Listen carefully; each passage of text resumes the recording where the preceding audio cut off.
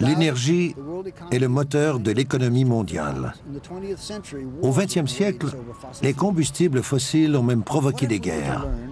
Si on vous disait qu'il existe une nouvelle forme d'énergie propre et pratiquement illimitée, une énergie renouvelable dont l'existence a été prouvée dans de nombreux laboratoires, mais qui est ignorée par le gouvernement et de nombreuses revues prestigieuses.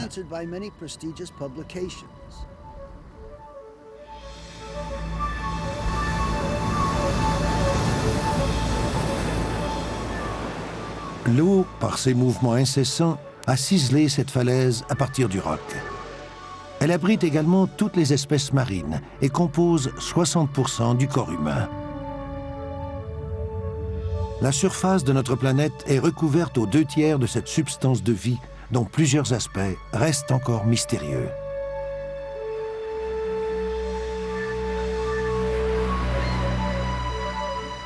Il y a plus d'un siècle, Jules Verne, le romancier visionnaire, a écrit ceci.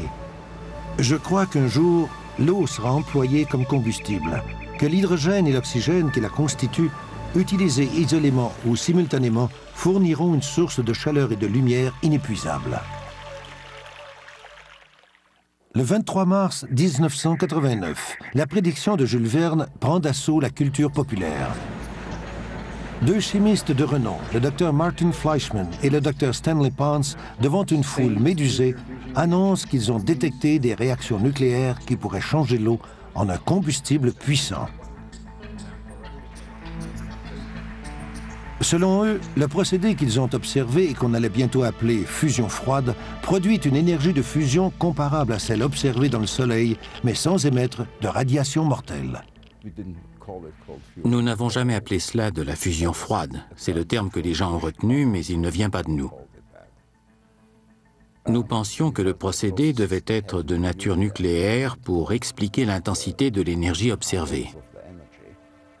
Le département d'énergie des États-Unis met rapidement sur pied un comité d'études dirigé par le Dr John Huizenga. Nous avons rédigé un rapport très négatif et nous avons conclu que les résultats qui avaient été présentés allaient à l'encontre de tout ce qu'on avait découvert en physique nucléaire depuis 50 ans. Sans véritable procès, les conclusions de ce comité frappent les chercheurs avec brutalité tout en occultant les faits. Les gens qui travaillaient en physique de la fusion traditionnelle ont dénoncé vigoureusement l'appellation fusion froide.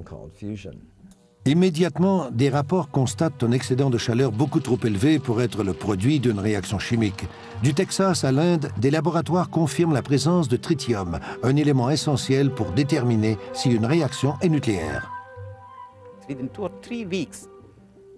En quelques semaines, nous avons eu les premiers résultats. Plusieurs groupes ont déclaré avoir observé de la chaleur excédentaire, mais le phénomène le plus incroyable et le plus important était la présence de tritium. La vieille garde de la communauté scientifique profite alors de son influence dans les médias et sur le gouvernement pour traîner dans la boue Pons, Fleischmann et leurs découvertes sans précédent. In conclusion, we have no evidence in our laboratory with any of our samples for fusion. I'm very sorry that Professor Lewis has no information on the tritium levels. That is available in the correction list to the paper. We know the foreground, we don't know the background. I would like to specifically... The background, I beg your pardon, the background is available in the corrections to the paper. That might be. I would like to specifically hear whether or not helium... Could we go on to the question? Des publications comme la revue Nature, qui pratique l'évaluation par les pairs, alimentent le débat en accusant les scientifiques d'incompétence, ce qui déclenche la plus grande tragédie de l'histoire de la science. Je crois que cette idée est morte et qu'elle va le rester très longtemps.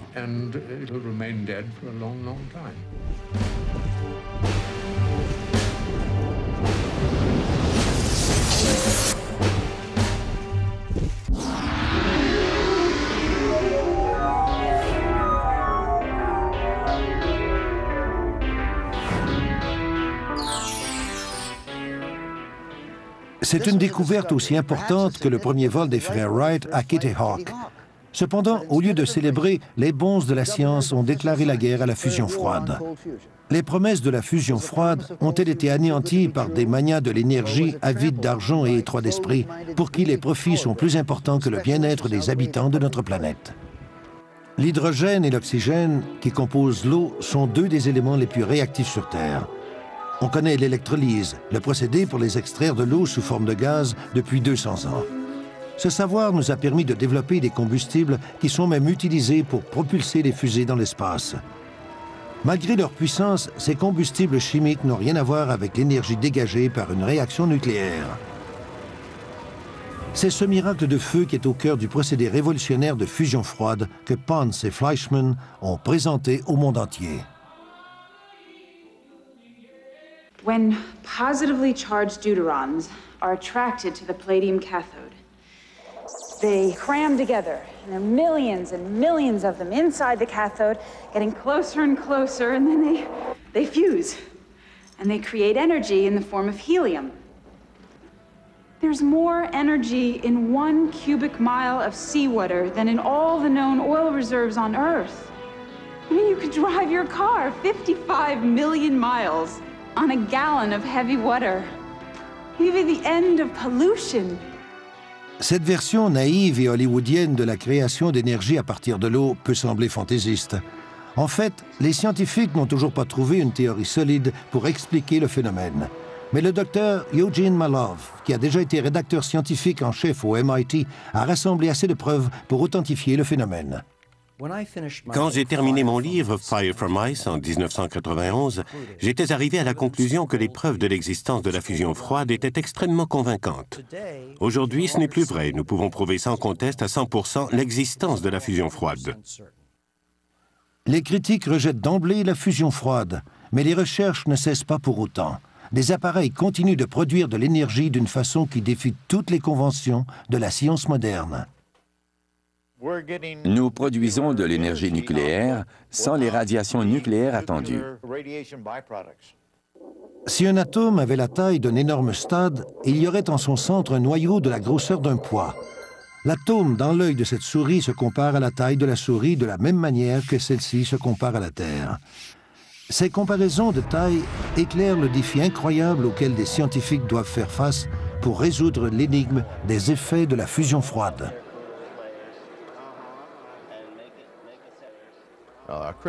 Les critiques de la fusion froide maintiennent que le problème est qu'il n'existe pas de théorie pour l'expliquer. Ce n'est pas ça du tout. Le problème est qu'il y a beaucoup trop de théories qui prétendent expliquer les mêmes observations et qu'il n'y a qu'une seule de ces théories qui peut être exacte.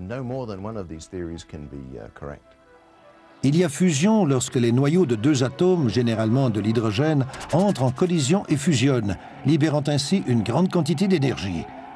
Les théories actuelles présument que la fusion ne peut se faire qu'à des températures très élevées, comme celles que l'on retrouve au cœur du Soleil, ou lors d'explosions nucléaires. À l'intérieur d'installations comme le réacteur expérimental JET en Angleterre, des chercheurs tentent de reproduire le processus de fusion du Soleil depuis des décennies. Avec la technologie actuelle, il faut mettre plus d'énergie pour provoquer les réactions qu'il y a d'énergie libérée. Ce n'est pas encore viable économiquement. Cependant, Stanley Pons de l'Université de l'Utah et Martin Fleischmann de l'Université de Southampton prétendent pouvoir créer une réaction de fusion à température ambiante, ce qui rendrait possible une énergie nucléaire qui aurait le potentiel de générer des milliards et des milliards de dollars d'énergie. Les installations qui se consacrent à la fusion chaude, comme celle de Princeton et du MIT, ont reçu des milliards de dollars pour construire des réacteurs tokamak à confinement magnétique pour tenter de reproduire le processus de fusion du Soleil. On a appris plusieurs choses lors de ces expérimentations, mais le procédé n'a jamais produit un seul watt d'énergie excédentaire. Au moment de l'annonce de Pons et Fleischmann, la recherche dans le domaine de la fusion chaude bat son plein. Le budget de plusieurs universités influentes dépend de l'argent de la recherche en fusion détourné des coffres du gouvernement. Pour des raisons politiques, c'était un très mauvais moment pour faire une telle déclaration aux États-Unis, à cause de l'importance des programmes de recherche sur la fusion chaude. Nous allions à contre-courant, et c'est sans compter que nous n'étions pas prêts à faire une telle déclaration. La fusion froide va à l'encontre de tout ce que j'ai appris en chimie nucléaire. Cependant, quand vous le voyez de vos propres yeux sur votre appareil, cela vous convainc de son existence. C'est pourquoi j'ai continué à m'y intéresser. Pons et Fleischmann connaissent bien tous les deux les risques de parler trop tôt de leurs recherches. Qu'est-ce qui a pu les pousser à passer outre l'évaluation par les pairs pour annoncer leurs découvertes par le biais des médias? Je me disais que ces hommes n'étaient pas fous. Ils devaient savoir ce qu'ils faisaient.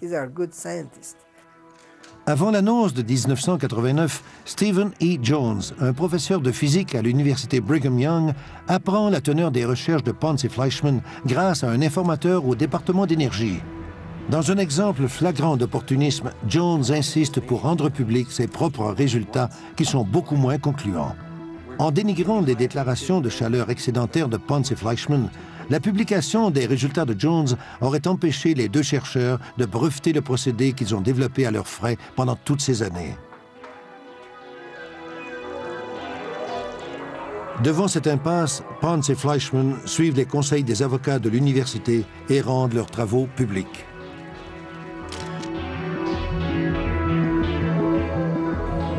Leur découverte menace directement l'industrie de l'énergie. Mais c'est la communauté scientifique, en particulier les physiciens, qui va agiter le spectre du doute et de l'erreur. Cette expérience n'a été reproduite dans aucun laboratoire ni aucune université qui possède une bonne équipe de football. Robert Bush fait des recherches sur la fusion froide. Nous avons réagi comme tous les autres physiciens qui ont pensé d'abord « Oh, ce serait merveilleux si c'était vrai ». Et dans le même souffle, ils se disaient « Mon Dieu, des chimistes y arrivent pour quelques sous comparé à ce que les physiciens ont pris dans les coffres du gouvernement depuis 40 ans. » Nous parlons d'environ 40 milliards de dollars investis dans le domaine de la fusion chaude. La guerre est déclarée. Le 14 avril 1989, le docteur Glenn Seaborg, un lauréat du prix Nobel très réputé dans le milieu de la science nucléaire, affirme au président Bush « Ce n'est pas le résultat de la fusion nucléaire ». Le secrétaire d'État à l'énergie, l'amiral James Watkins, demande tout de même à plusieurs laboratoires financés par le gouvernement d'évaluer les déclarations sur la fusion froide. L'amiral Watkins, qui était à la tête du département d'énergie à l'époque, a ordonné que l'on vérifie ces allégations en 2 semaines. Il a mis à contribution tous les laboratoires du département. J'ai mis mon équipe sur le coup, mais nous nous sommes rendus compte qu'on ne pouvait pas avoir de résultats en moins de 4 semaines. Ils nous demandaient l'impossible, quoi. Le MIT, l'Institut de technologie du Massachusetts, est parmi les laboratoires choisis. Le directeur du programme de fusion chaude, le professeur Ronald R. Parker, tire la salve suivante. En première page du Boston Herald, il accuse Fleischmann et Pons de fraude et d'amateurisme scientifique. C'est le signal de départ de l'attaque de la Société américaine de physique contre la fusion froide. Un vétéran de la fusion chaude, William Harper, professeur à Princeton et conseiller du secrétaire d'État Watkins, déclare « Juste à voir Fleischmann et Pons à la télévision, on peut deviner que ce sont des idiots incompétents. » Pour un scientifique, la crédibilité est un élément essentiel. Si vous la perdez, vous n'aurez plus de financement, votre travail sera considéré comme inférieur et vous allez baisser dans l'estime de vos confrères. C'est un désastre total. Pendant les 5 années précédant leur annonce, Fleischmann et Pons utilisent leur propre argent pour faire leurs expériences. Ils font passer du courant à travers une pile électrochimique qui contient de l'oxyde de deutérium, ce qu'on appelle l'eau lourde. Une des électrodes de la pile est faite de palladium, un métal précieux. Le courant électrique écarte les atomes de deutérium et les force à se masser sur la cathode de palladium. Ce qui arrive ensuite reste inexpliqué. Que ce soit de la fusion nucléaire ou une autre forme de réaction, la quantité d'énergie thermique qui sort du petit bocal est des millions de fois trop importante pour avoir comme source une réaction chimique connue.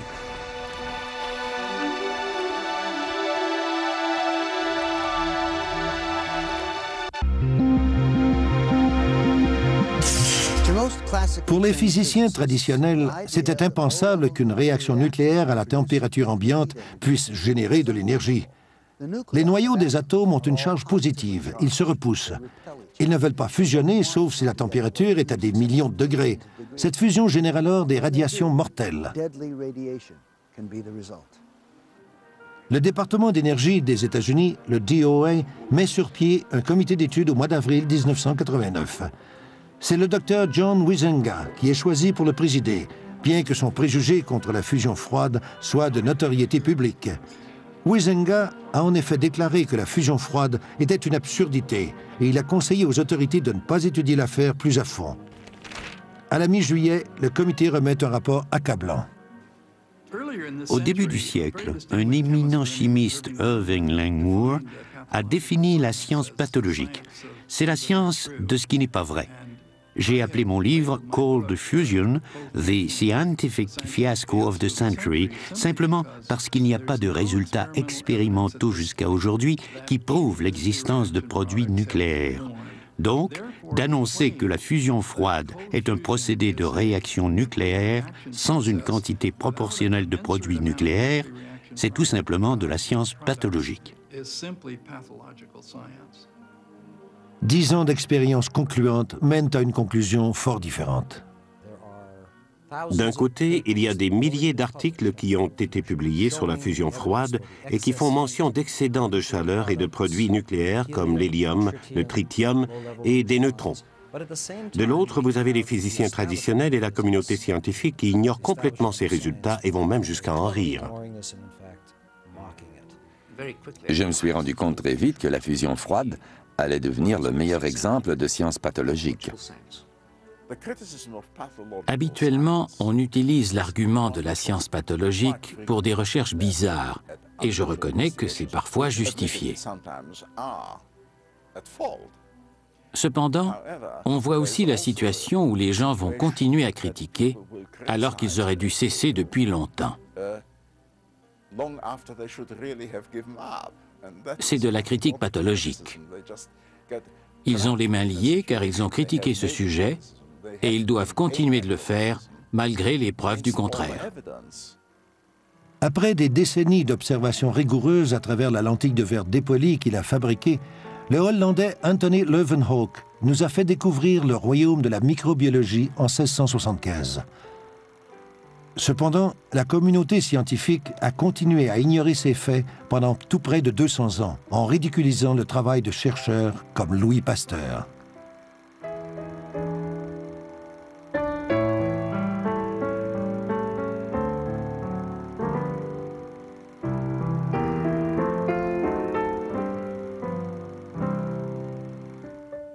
L'inventeur Thomas Edison voyait un monde où l'énergie viendrait du courant continu qu'il étudiait. Ses critiques publiques sur les recherches de son rival Nikola Tesla ont failli coûter au monde entier le miracle du courant alternatif. Quand les frères Wright ont volé pour la première fois en 1903, aucun journal n'a couvert l'événement. Tout le monde était convaincu, la presse américaine à tout le moins, qu'un vol dans une machine plus lourde que l'air était impossible. Tous les scientifiques disaient que c'était absurde. Les rédacteurs des journaux n'ont même pas pris la peine de dépêcher des journalistes pour interviewer les frères Wright ou des photographes pour immortaliser ce moment. Ce n'est qu'au bout de 5 ans que les gens ont dit « Mon Dieu, c'est réel, un engin plus lourd que l'air peut voler ». Je crois que c'est ce qui va arriver avec la soi-disant fusion froide.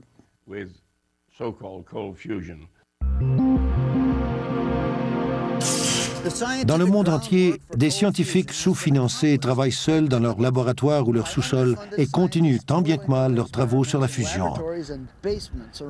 Ce n'est que le temps qui pourra nous dire si leurs efforts vont rester dans l'ombre des programmes de fusion chaude généreusement financés ou s'ils vont être reconnus par le public et la communauté scientifique. Malgré les accusations malveillantes portées contre la fusion froide, des scientifiques réputés comme le Dr Bob Bush et le Dr Edmund Storms du laboratoire de Los Alamos continuent leurs recherches de pointe et obtiennent des résultats extraordinaires. Nous pouvions voir ces extraordinaires quantités d'énergie et de chaleur excédentaires dans notre laboratoire. Ce n'est pas comme si nous avions défendu les résultats de quelqu'un d'autre. Nous l'avions prouvé. Nous avons conclu qu'avec la quantité de palladium pour recouvrir votre pouce, nous pouvions construire un réacteur qui pourrait générer toute l'énergie nécessaire à la ville de Los Angeles. Les preuves s'accumulent, mais des experts respectés comme Huizenga, Harper et Morrison maintiennent leur opinion et continuent d'agiter le rapport négatif du comité d'études comme seule source fiable. C'est quelque chose de totalement nouveau. Les professeurs qui enseignent la physique n'aiment pas changer leurs cours.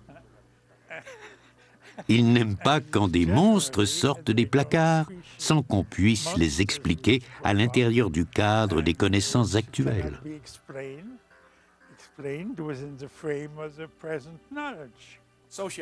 Des sociologues des sciences ont déclaré que si on réussit à faire dire à 4 scientifiques réputés dans leur domaine qu'une chose est impossible, malheureusement les autres ont tendance à se conformer à leur jugement, un peu comme un troupeau.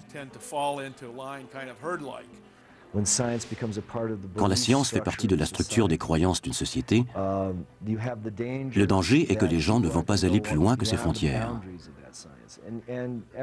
Chaque année, nous découvrons des choses qui nous étaient inconnues l'année d'avant. La science doit toujours suivre les découvertes. Et chaque jour, on en fait de nouvelles. Cela ne relève pas du dogme. Le professeur George Miley, qui dirige le laboratoire de fusion à l'Université de l'Illinois, est l'un des rares rédacteurs en chef à avoir accepté des articles sur la fusion froide dans sa revue. Prenons les travaux de Tom Claytor de Los Alamos sur le tritium. Je lui ai demandé, « Avez-vous convaincu les directeurs de Los Alamos de l'existence du tritium ?» Il m'a répondu, « Non, car j'ai un problème. Je n'obtiens des résultats que 3 fois sur 10. » Voyez-vous, même si ça n'arrivait qu'une seule fois, un scientifique curieux devrait se demander comment cela est arrivé et qu'est-ce qu'il faudrait faire pour avoir le même résultat de façon constante. Dans les laboratoires du SRI International, le Dr Michael McCuber est l'un des premiers à reproduire les effets de la fusion froide. Il y a sans conteste des excédents de chaleur anormaux lors de ces expériences. Dans ces mêmes expériences, il y a des preuves de processus nucléaires anormaux également. Je soupçonne, c'est mon préjugé si vous voulez, que ces deux anomalies sont liées. Dans le brouhaha qui suit l'annonce de la fusion froide, les partisans de la fusion chaude font le raisonnement suivant. Si Pons et Fleischmann sont encore en vie, leurs résultats doivent être erronés, puisque les radiations neutroniques nées de la réaction de fusion ne les ont pas tués. Ils refusent de considérer qu'ils sont peut-être en présence d'une autre forme de ce processus. Au cours des années suivantes, le procédé de fusion froide a produit à maintes reprises non seulement de l'énergie thermique, mais aussi des sous-produits nucléaires comme le tritium et un indicateur essentiel de fusion nucléaire, l'hélium, qu'on appelle aussi la cendre nucléaire. C'est impossible de produire de l'hélium par un processus chimique.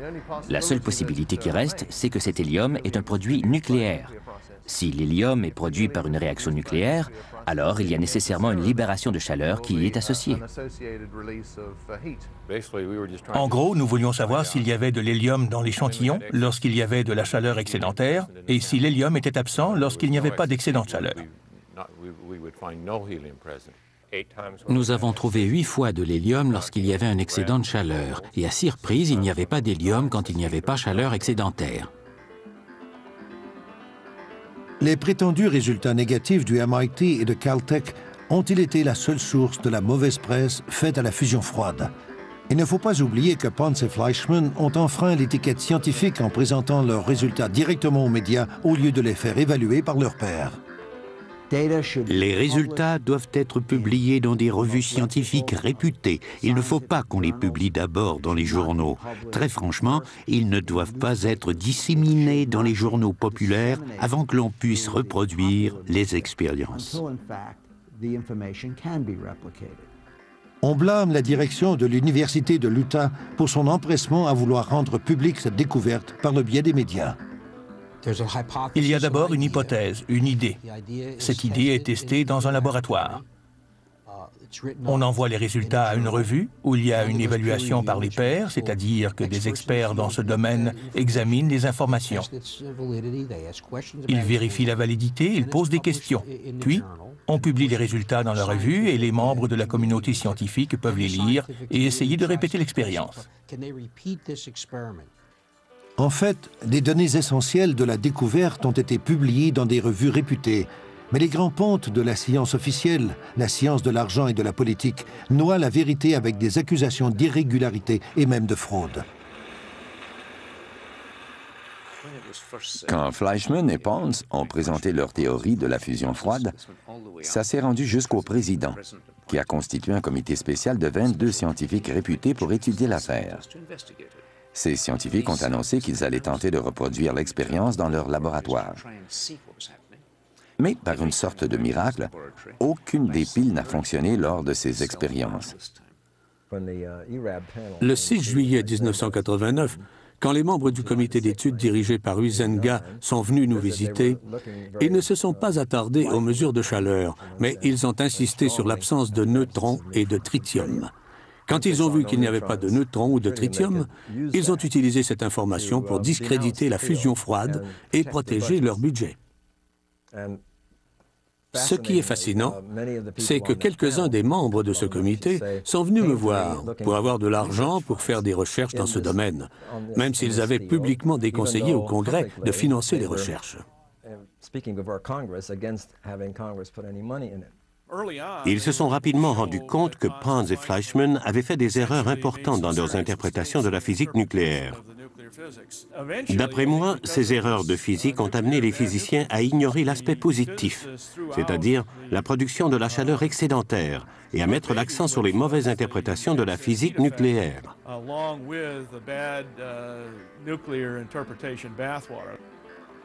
Plusieurs scientifiques réputés travaillent sur la fusion froide.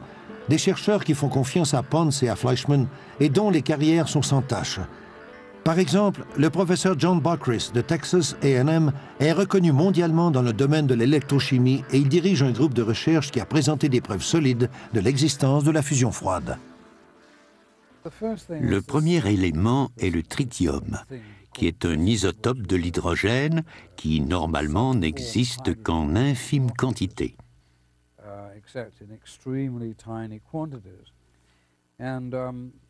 Nous avons observé que les piles de Fleischmann et Pons pouvaient produire du tritium en grande quantité.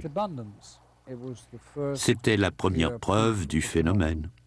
3 ou 4 mois après la conférence de presse sur la fusion froide, j'ignore si nous avons été chanceux, mais lors de notre première expérience, nous avons eu des preuves d'excédent de chaleur. And what we see in our laboratory is no evidence for any unusual nuclear or chemical reactions. Quand je l'ai vu de mes propres yeux, les protestations des quelques scientifiques qui disaient que c'était impossible et que ça allait à l'encontre de toutes les lois de la physique nucléaire n'avaient plus aucune importance. À Texas A&M, le groupe de recherche de Bockris est attaqué à son tour. Le journaliste scientifique Gary Taubes écrit un article incendiaire dans la revue Science Magazine, où il allègue qu'un des chercheurs a ajouté du tritium lors de l'expérience. On prouve la fausseté de cette accusation, mais Bockris et son groupe en subissent les contre-coups. J'avais 69 ans à l'époque et je me suis dit, admettons qu'ils me mettent à la porte. Ça n'avait pas vraiment d'importance car ma carrière était derrière moi. Le pire qui pouvait arriver, c'est qu'on me demande de partir. Mais finalement, l'université s'est révoltée et a demandé une enquête. Habituellement, on dit que quelqu'un est innocent jusqu'à ce qu'on ait prouvé sa culpabilité. On lui donne la possibilité de se défendre dans un procès. On n'écrit pas un article pour dire que ce qu'il a fait est mal et qu'il est coupable. Ce n'est pas la façon de faire.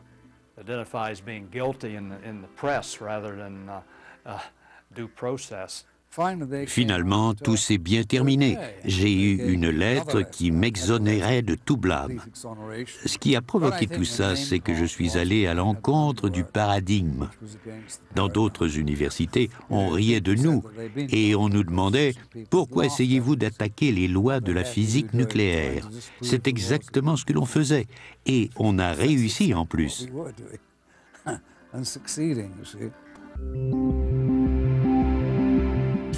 Des laboratoires gouvernementaux comme Los Alamos et des universités partout dans le monde confirment la présence de chaleur excédentaire et de produits nucléaires. Malgré tout, le débat continue. Qu'est-ce qui peut motiver ces sceptiques influents à dénaturer ainsi les faits? De nos jours, les scientifiques évoluent dans un monde où l'argent est roi. Ils en ont besoin pour leur bien-être, mais aussi pour équiper leurs laboratoires. La course au financement est plus importante, ou à tout le moins aussi importante pour les scientifiques que la recherche elle-même. Le centre de fusion chaude du MIT, qui est financé par le gouvernement, dénigre haut et fort les travaux de Pons et Fleischmann. Ironiquement, lorsqu'on étudie leurs résultats, on y trouve des incohérences troublantes. Les données brutes du MIT démontrent la présence de chaleur excédentaire, mais dans leur rapport officiel, ils ont modifié le graphique pour qu'il n'y ait pas d'excédent de chaleur. Le docteur Eugene Malov, ingénieur et rédacteur scientifique en chef du MIT, démissionne en signe de protestation. L'affaire du MIT est un vrai désastre. Avant même d'analyser leurs données de calorimétrie, ces gens ont organisé une soirée pour fêter la mort de la fusion froide. Ensuite, ils ont manipulé leurs données pour que les résultats positifs deviennent négatifs. Leurs résultats ne prouvent pas l'existence de la fusion froide, mais ils étaient positifs sans conteste. C'est tout à fait absurde, ridicule et sans fondement. Je crois que de telles accusations ne peuvent provenir que de personnes qui ne comprennent pas comment on effectue des mesures. Une enquête officielle sur cette fraude est exigée. Le président du MIT, Charles Vest, qui siège également au comité consultatif de la Maison-Blanche sur le financement de la fusion chaude, mène un simulacre d'enquête. Il en résulte que le laboratoire de fusion chaude du MIT, celui-là même qui a concocté les preuves accablantes contre la fusion froide qui l'ont empêché de recevoir un financement du gouvernement, reçoit de nouveaux fonds fédéraux importants pour continuer la recherche en fusion chaude. Encore aujourd'hui, l'étude du MIT est citée pour expliquer le refus du gouvernement de financer la recherche et d'approuver des brevets reliés à la fusion froide. Cependant, le MIT n'est pas le seul coupable.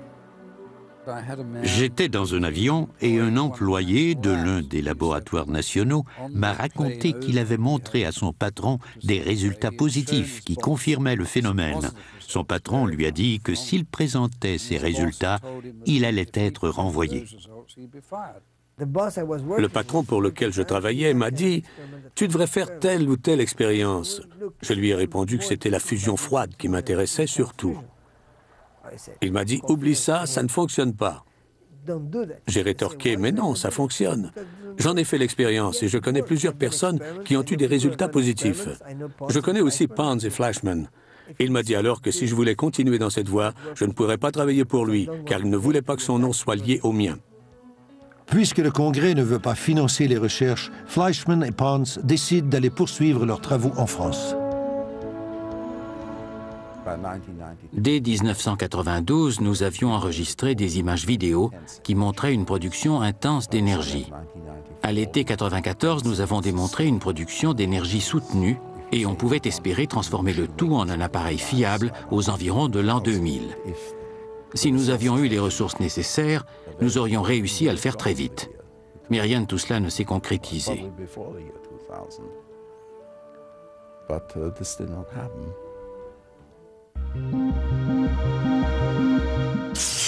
Les pionniers de la fusion froide continuent leurs travaux malgré les attaques à leur réputation.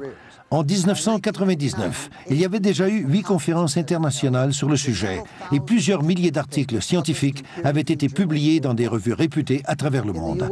Aux États-Unis, l'Institut de recherche sur l'énergie électrique, le EPRI, un consortium privé qui regroupe des douzaines d'entreprises de services, a investi plus de 10 millions de dollars pour la recherche en fusion froide.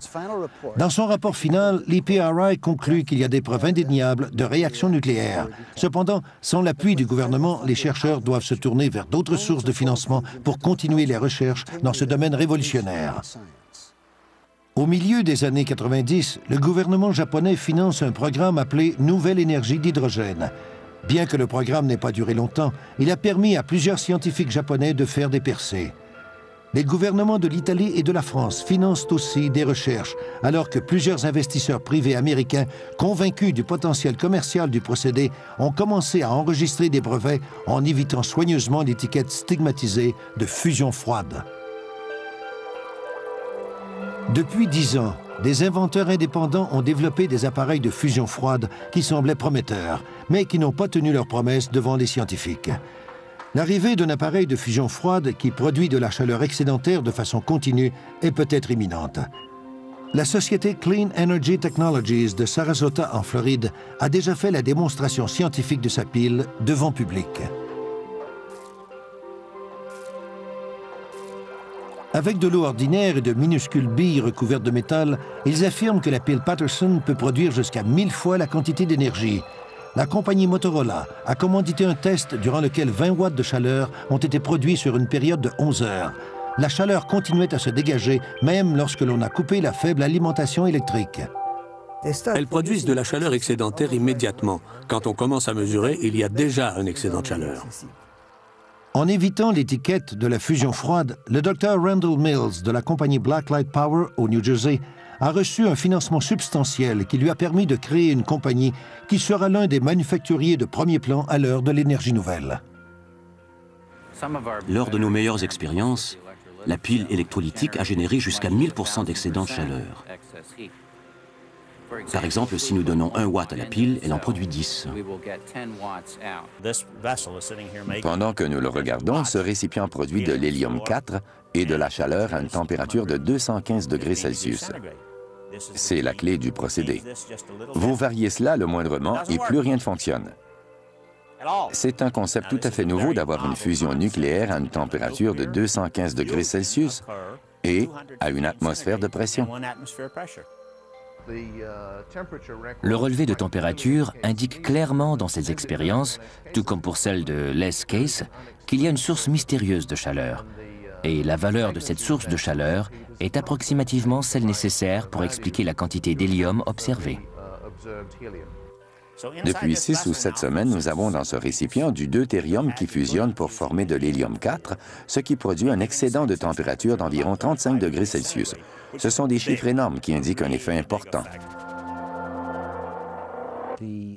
La technologie de fusion catalytique du Dr Les Case est l'un des développements les plus extraordinaires dans le domaine de la fusion froide. Il a de grandes quantités de chaleur excédentaire et il produit de l'hélium 4, les fameuses cendres nucléaires.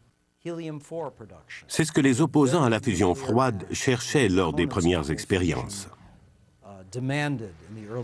Il semble être sur le point de concevoir un appareil auto-entretenu qui va rester chaud, générer de la vapeur, de l'eau chaude et peut-être même de l'électricité.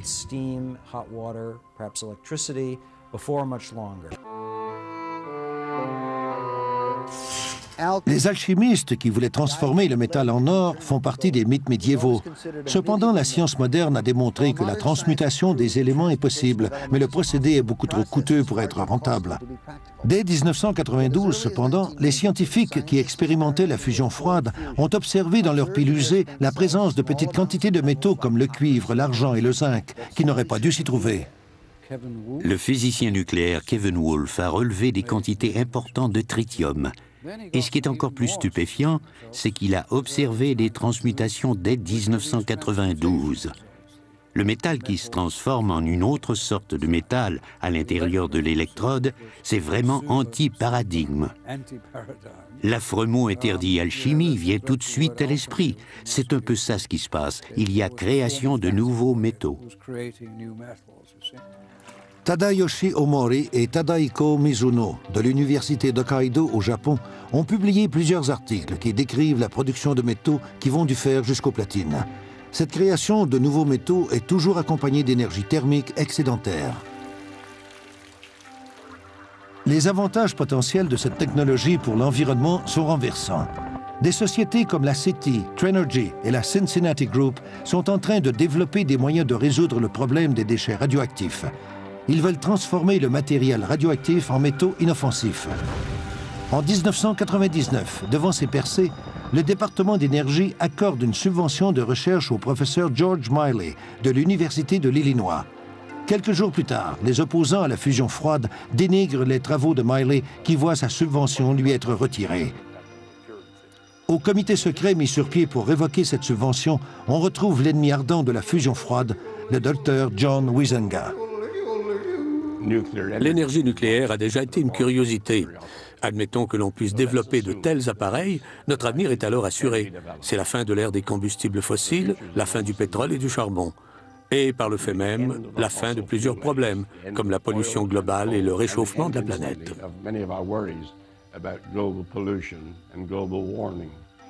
Les problèmes environnementaux des États-Unis font souvent la manchette, mais ce n'est rien comparé aux problèmes de pollution auxquels font face les nations du tiers-monde qui dépendent entièrement des combustibles fossiles.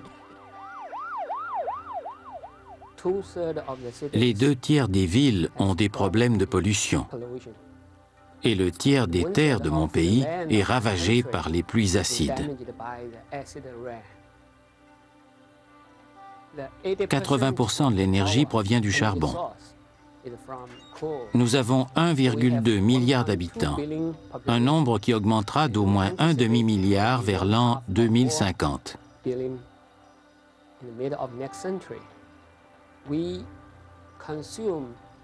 Nous consommons 1 tonne de charbon par personne chaque année.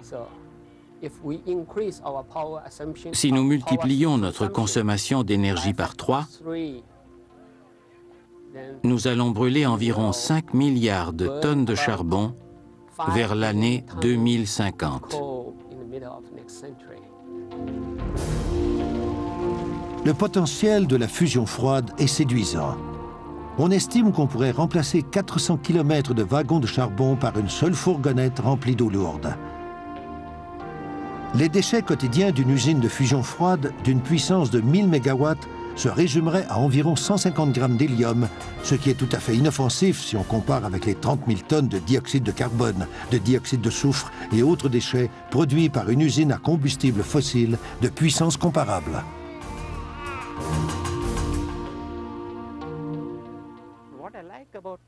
Ce qui m'intéresse dans la fusion froide, c'est que, par sa dimension, c'est très différent de l'énergie thermique, hydroélectrique ou produite par fission nucléaire. L'investissement nécessaire n'est pas très élevé et on peut espérer que l'industrie pourra générer une production de masse bientôt. Cela change toutes les données dans la façon de générer l'énergie, de la distribuer et de la consommer. Je crois que le réseau d'énergie électrique va complètement disparaître. Les automobiles, les camions, les trains, les avions, tous les moyens de transport utiliseront cette nouvelle source d'énergie. L'issue est inéluctable. L'ère des combustibles fossiles tire à sa fin.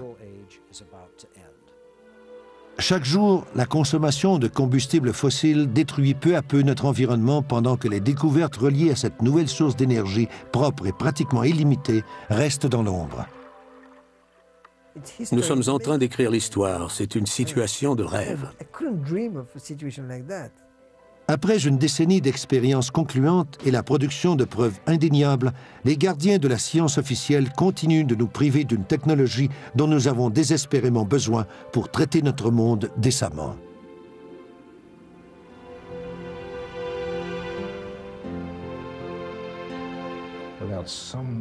Sans morale, sans des personnes qui ont de l'éthique sur cette planète, qu'elles viennent de la foi en Dieu ou en la science, que reste-t-il?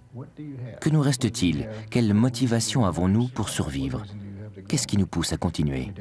Nous n'avons rien fait de mal. Nous n'avons fait aucune erreur dans nos observations. Aucune erreur. Dans un monde où la corruption, l'avidité et les manœuvres politiques ont souvent le dessus sur les vertus humaines, on pouvait croire naïvement que l'univers des sciences expérimentales était l'exception à la règle.